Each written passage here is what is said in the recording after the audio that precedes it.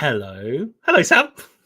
Hello, Toby. Fancy seeing you here on a Monday morning, straight afternoon. I know, and we're wider today than we usually are. And that is because, everybody, we are missing lovely Callie, who is taking a well deserved break after everything she's done with Disrupt HR this year, which was freaking awesome. Let's just amazing. Yeah, so it's just Toby and I today. Always dangerous when you let the two of us loose. And today, one of my faves, I'm not sure who's going to be on the soapbox the most, is why are HR audits outdated? Now, you and I haven't even spoken about this, but I know you and I have very strong views. Do you want to go first? Yeah, so as you know, myself and Emily have been doing a lot with data and HR and trying to prove that treating your people better gives you a significant return on investment. And I've had a couple of conversations with Holly Norton and Emma Jamil, and we were talking about the state of the industry and all that kind of stuff. And then for whatever reason, it was Holly actually, we got talking about HR audits and what they do. And we sometimes complain about we're only ever seen as X, Y, and Z. And I think if the first thing you do, and this is probably more as a fractional or a HR consultant, if the first thing you do is a HR audit, you're setting yourself up for a fail because essentially all you're doing is going, okay, are you ticking all the boxes? Have you got everything you need from a, let's say, a legal perspective?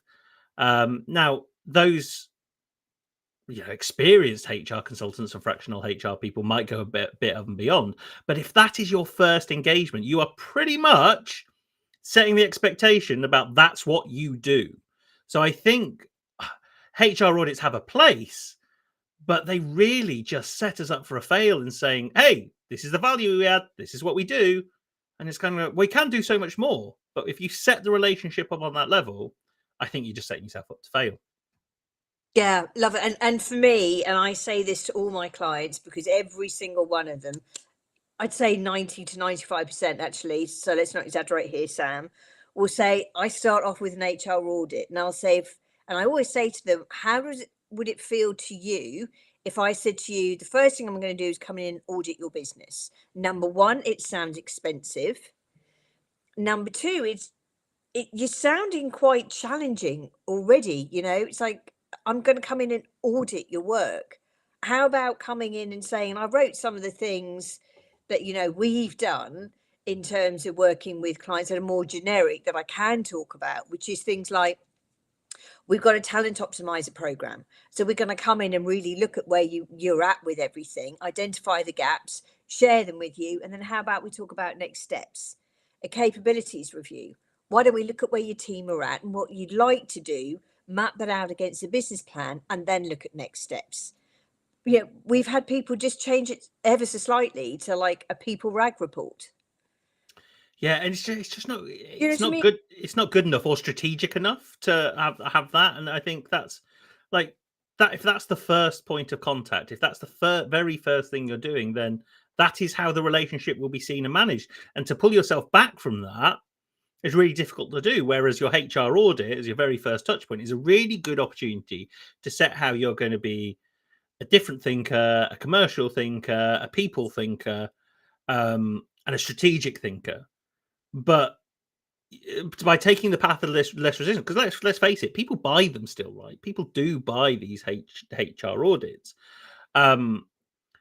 But then if you sell a HR audit and then complain that you don't either have a seat or a table or you're not being able to do the things you want to do, and it's like, well, what did you expect?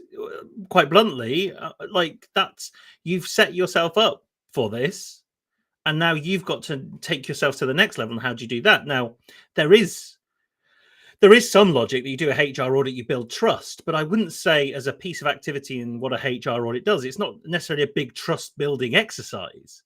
It's It's the opposite. it's quite binary. It's quite transactional. Do you do this? Yes or no. Do you need this? Yes or no. Can I give you this? Yes or no. Like, you don't really. You've got HR's best interests at heart. here we go. This is the nub of the issue. When you do that, you have HR's best interests at heart rather than the business. And therefore, yeah, it's interesting. It's interesting. Like, this is quite a new thing that's come into my head, certainly. Oh, you see, I suppose, see, I live HR audit and have done for the last 15 years. So for me, I know what a good HR audit is. For me, it's a lot of the time it's about the labeling. So a lot of the work we've been doing is repositioning actually some of the great work that is done in it to package it up in a different way, and then how the consultant then behaves during with that relationship with the client. So it's rather than I'm this side of the fence, you're that side of the fence, let's continue that way. It's this is what we're going to do. We're optimizing, we're diagnosing, we're looking at your capabilities. We've gone way beyond and come up with some really funky and brilliant things for that we've done with some of the clients that I've worked with that and who we're talking to as well. And we've created some really interesting and fabulous strategies to embrace their knowledge and expertise into what is an old-fashioned HR audit, rebranded it, renamed it. We put capabilities and tools and connected people like you in with our clients, and that's made the difference. But I think so often across the board, it's the name of it. And to your point, 20 years ago when I was selling HR audits and some of the offices I was walking into, they'd still buy them today. And do you know what? That's right for that kind of client. But most of us don't want to be working with that kind of client.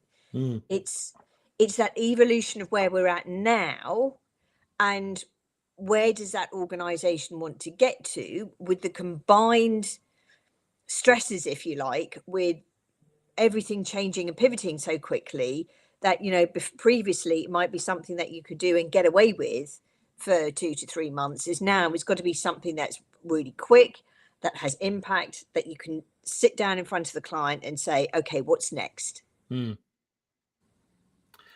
that's true consultancy, right? That's the whole business of consultancy is based on that. And I think, well, one of the other things, I think it's almost lower hanging fruit, right? Employee handbooks. Someone who does employee handbooks as that first point of contact is only like box ticking. An employee handbook is box ticking. Unless someone's willing to come on and show me some sort of revolutionary employee handbook, you are setting yourself up for a really tough relationship as an order taker rather than a strategic thinker. There's nothing strategic about an employee handbook. Absolutely nothing. It is box ticking at its very finest. Again, unless someone can show me something completely different. I mean, to the point, right, where an organization I worked with once, their employee handbook was based on a travel agency. Like, well, but I work for a learning consultancy.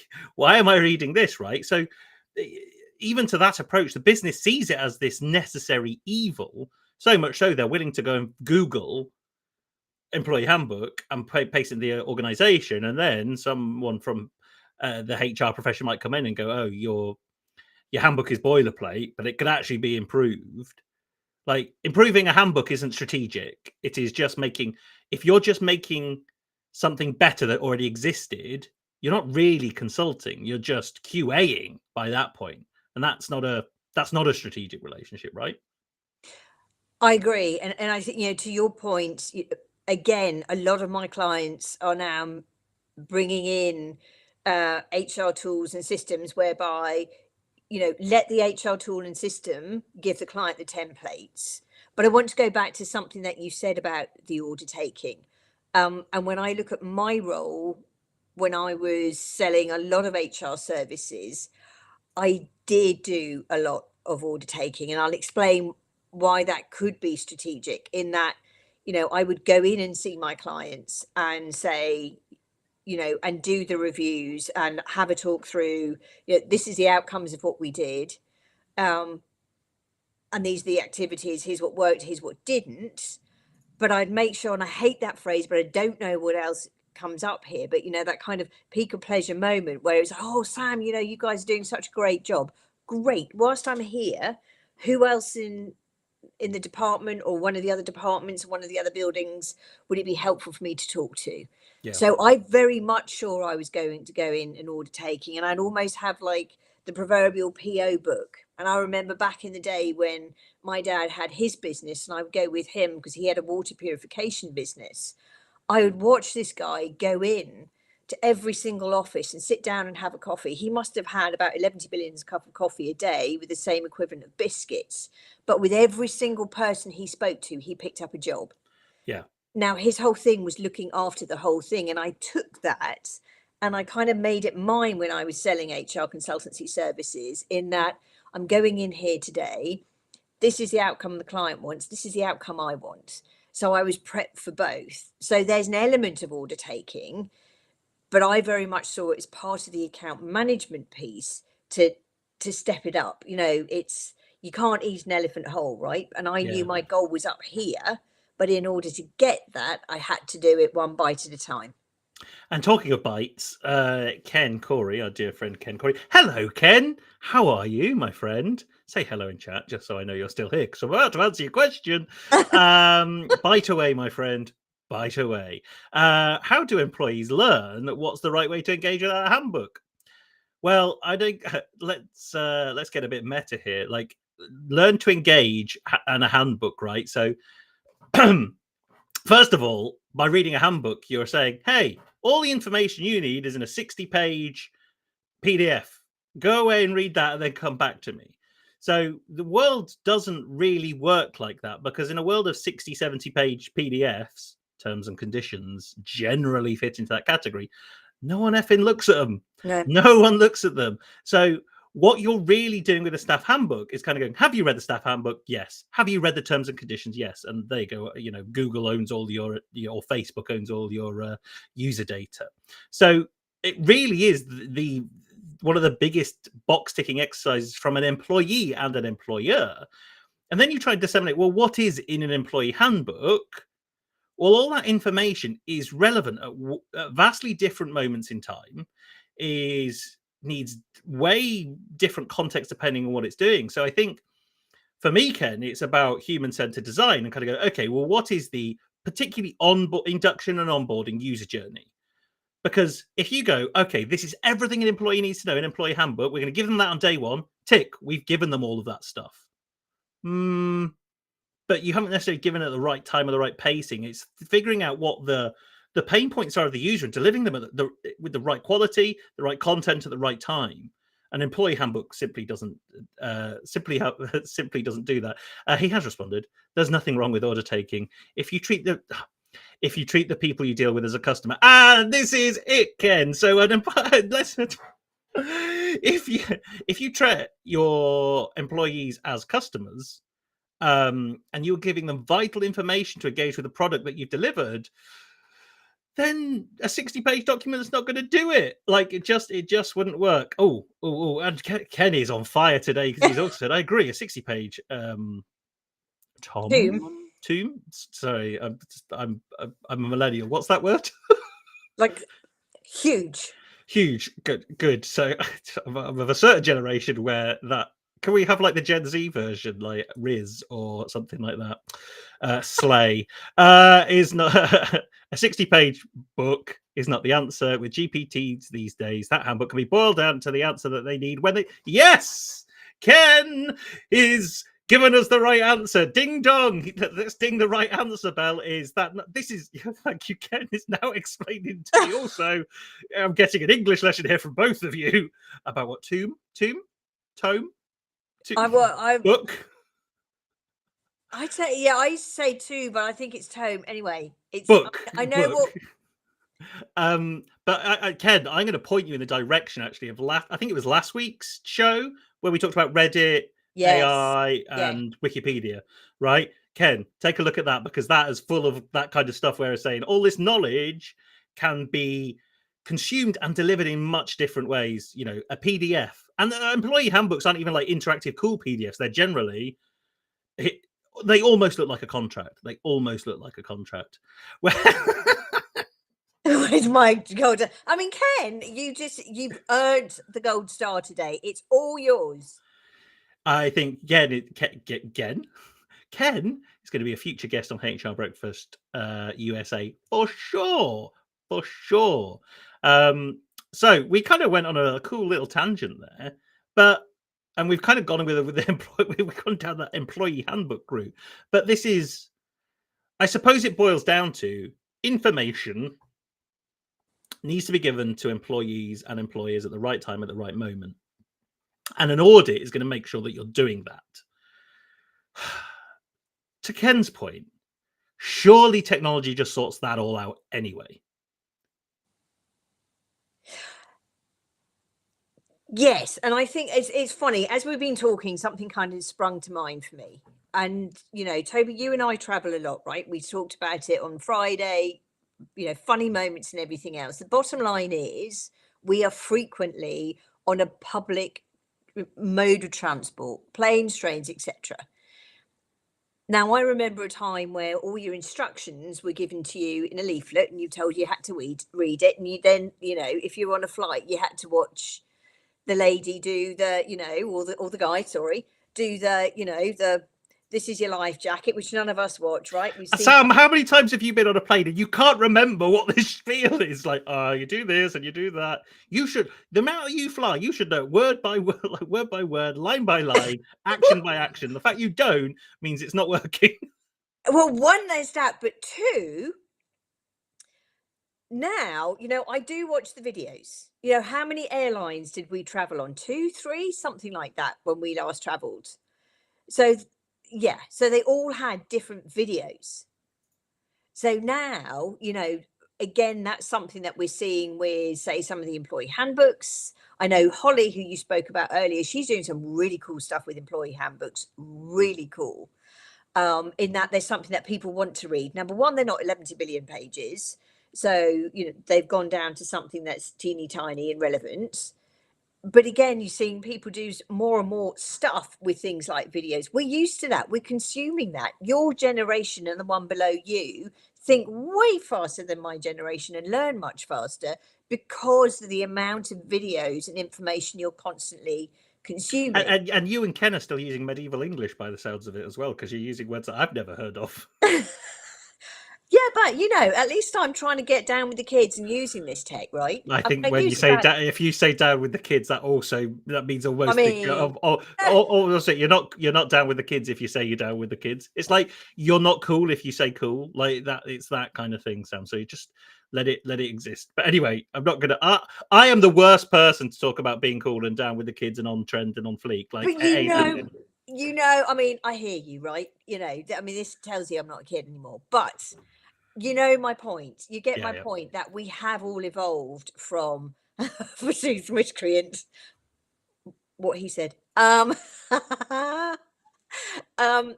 it's that kind of thing, right? It's how we digest data. We're all different at it. I mean, we could give up our BBC license now. We hardly watch anything on BBC real time. We've got, I've got the app. I watch more on YouTube and Netflix and Apple TV than I do terrestrial. I mean, what's that these days? Now, I know that's kind of going away from the HR audit, but it's also not. Well, so let's go back to where we kind of started off, is that information sharing between employees and employers. And the airline example is such a good one because the safety video has been revolutionized recently. Probably the past 15 years, right? So let's do a little bit of a pop quiz, Sam. We flew, first airline we went on when we went to the States was Air Canada. Yes. Can you remember where that safety video was set?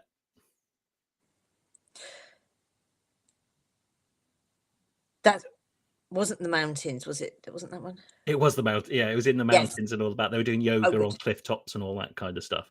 Then we flew United. And I think, did we fly United internally and then back home? So I think actually we only flew two. So United, can you remember the United one? Oh, yeah. So United has a bit about a beach on it. And then they do a little bit in an aircraft hangar. And it's, it's little bits everywhere. So they'll start off on that wooden deck piece where they're sitting there and telling you, and then they do different locations. Okay, so I've misremembered. What was the other airline we flew on then? Because there was another one as well. Okay, there was a third safety video that we've not talked about. I thought was United. The little one with the ball that rolls around and the ball keeps rolling around all the different sections of an airplane. Yeah, that one. Yes, I do remember that one. And then they different things with the seats and Yeah, like that Honda advert from ages ago. yeah. Okay, but anyway, so the first thing is recall and knowledge transfer and information. So what we've just learned there is that actually it might not have been long term. It wasn't memorable. It might have been memorable on the flight, and that information only needs to last 2 to 9 to 12 hours or however long the flight is, right? So long term, that really hasn't sat in our brains too well that we've gone, oh, okay, I can tell you exactly what it is. Now, the only thing that means you would be able to tell me everything a flight attendant would say or a video would say is because you've traveled so much and it's been drummed into your head time and time again, whistle, blow, inflatable jacket, under your seat, all that kind of stuff. But then in that situation, there's no demonstrable action. So how do you know that the stuff you said and done has impacted their behavior? You don't until you crash the plane. Now, fortunately, flying on planes is safer than driving cars. So we don't find out too often about whether any of that was effective or not. And that's the kicker, right? That they all look cool and they've probably spent hundreds of thousands of pounds producing these high quality health and safety videos, but they have almost zero data on if that's changed the human's behavior or not. And this is kind of relevant to the HR audit, right? It's like, oh, we've delivered the information we needed to deliver, and we've delivered it in a really engaging way. So, and I go back to the story I tell about my brother-in-law who works at a big red Shanghai and Chinese-based bank, having delivered some e-learning from a previous employer to that organization, which was we thought was hugely engaging, won awards, took a dry topic and made it really engaging. And obviously he came back and told me at my niece's second birthday party that it was the biggest waste of time he'd ever done. And whilst it tried to look clean, polished, highly engaging, actually it did nothing more than wind him up and get in his way. Now, my brother-in-law is quite an angry individual anyway, but that just kind of poked the bear, as it were. So there's a couple of things here about trying to create the most engaging thing that improves a contract, a handbook, whatever, but what actually changes the behavior. And I think we go back to Ken's point. Where? So here, right? How do employees learn the right way to engage with a handbook? Well, actually, can you even demonstrate and measure the behaviors that you're trying to get the handbook to create? Right? That's the tricky bit. And I think that's where an audit can add more value. Is like, how are you demonstrating and understanding human behavior rather than are you delivering or not delivering the right information? And I also think there's a bit here. There's a massive bit here about both for employers and employees about that memory recall, right? So that memory recall with the handbook. And as we've been talking, I've never flown Air New Zealand yet, although I'm trying to get us on one of those next year, Toby. Anyway, the point is, I've never flown them, but I know Air New Zealand's safety video. Yes, I've flown Virgin a lot, but their video is in my head. And as we've been talking, I've been thinking, why? Why does it resonate with me? Because the visuals are really impactful. They're short, sharp sections. The music changes and the tone changes per section. As what we've been talking about is things that are constantly, they're the same, right? Even if it's only a 2-3 minute video, it's the same, as these had different chunks. So I remember those different chunks within them. The same with the Air New Zealand one. And I've only watched that once. I've never flown with them, as I said.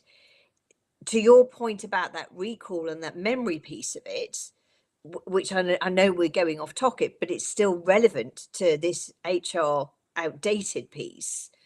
There's a whole load of the boring stuff that we've just demonstrated we don't remember. Absolutely. And Ken has shared, lovely Ken has shared a link in chat, which I'm just going to fire up. So if we look at this as an example, the forgetting curve is exactly what we're on about, right? That you show something, people are going to forget it. And this is where I think with anything with employee experience, we've got to move from this knowledge sharing and hoping that people remember stuff. Yeah. Because I mean, this is why the whole education system in the UK particularly is pretty crazy, because what you're expecting people to do is to be successful on what they can remember. And go back to last week's episode, it doesn't really matter what you can remember now, because most of that knowledge is now available on the internet. Yeah. It's how you can use that information to do stuff. And doing stuff is behavior. So what behaviors are you trying to engender in your employees, and can you measure it? Facebook is just, for me, the go-to example in being able to measure human behavior. So regardless of whether you like Facebook or not, whether you're on it or not, don't really care. But Facebook knows pretty much every facet of your life since you joined. Probably knows you better than your friends. Now, when you're an employer, you probably know way more about your employees, about what they do and how they behave, than you would ever care to imagine. The problem is the fragmented data ecosystem that sits within those employers doesn't tell a joined up story. It just tells you kind of a validation of the different types of platforms that are in there. So I think where we're getting to here is that if you can create a HR audit, forget the name for a second, but if we create a HR audit that focuses on measurable behaviors and measurable action, that's way more valuable than kind of going, do I have this? Do I not have this? Is this right? Could this be better? Could this be worse? Like, are your people behaving in the right way? Your handbook is a prime example. And if not, how do you then have those conversations? Way more exciting, engaging for an employer, I would imagine, than just this arbitrary show and tell of information. Yeah, and I think this is my point, what I was talking about earlier. That is what so many of my clients have evolved to.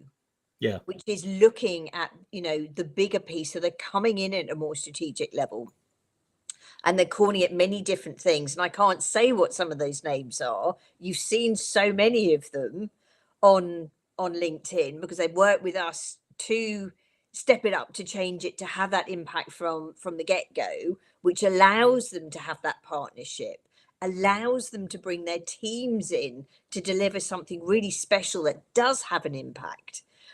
So there is a lot of good work going on out there.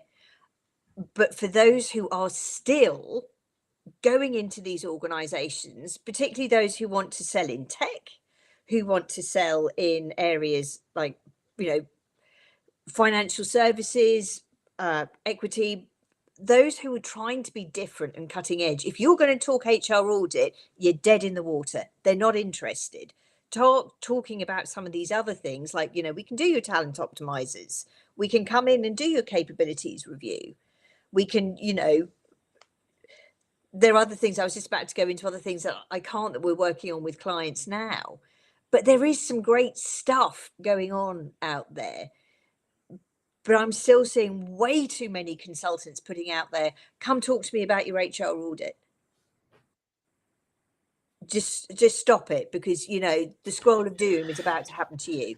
And if you're going to do a HR audit, do it like Dara does. Exactly this. This is exactly what I'm talking about. This is the right way to do stuff. Love it. Yes, Dara. And design from that. And Ken is back as well. He's really intrigued how to measure the impact of handbooks and other information communication. Well, I tell you what, the marketing industry has been on quite a revolution in the past 20 years in delivering information and measuring how that information is received and changes people's behaviors and actions. Marketing, social media, there are loads of different ways of doing it. It's just that HR is pretty far behind the curve in adopting technology and understanding the data and measuring things. So there are quite bluntly, and a PDF, whether it's interactive or not, is not giving you measurable insight unless you're maybe hosting it on a platform where you can see, have people opened it, have they clicked on it, all that kind of stuff. But again, the analysis of content engagement has gone way beyond that. But then I go back to the other things like measurable behaviors, not necessarily the information and the communication. But wow, we absolutely flew through that past half hour. That is crazy that we've never had one go. This has felt very quick. It's think, way too quick. It's I, just been, there's so much more I want to say about this, Toby. well, and I But we think haven't got time. we haven't got time, but I think we owe a massive thanks to both Dara and Yes. Ken, who've added so much to the conversation. Thank you for joining us today. We really appreciate it. It's always great when we get some lovely comments. And I will just put Ken's comment back up there about the New Zealand Air or Air New Zealand safety video. And we can't click on that link because this is a live stream, but I imagine if you type in Lord of the Rings in the air, you'll probably find it. So that's our spicy tip for today, is watch that video. And I haven't seen it, and I am going to go watch it now, although I hate Lord of the Rings. Yeah, but you're going to have to let me know what you think about this, because it is pretty cool. Okay, well, if I see Frodo and Gandalf and the other, I was going to say space people. They're not space, are they? Orcs and goblins and Lord of the Rings. Don't know. Ken's disappointed we've only gone 30 minutes. Well, Ken, we've actually gone 31 minutes now. So you actually get everything we say now is just a bonus. Ken, you're my favourite today. You want to hear more from Sam? Okay, well, I'm going to go and leave you and Ken to chat. In all seriousness, thank you everyone for your continued support of HR Breakfast USA. We are obviously down Cali today, and if you are watching this, which I hope you're not, but I hope you're having a fabulous time in Japan. Thank you everyone for sending your messages, your thoughts and your ideas. Join us again this time next week, and it's bye from me. And bye from me. Bye. Bye.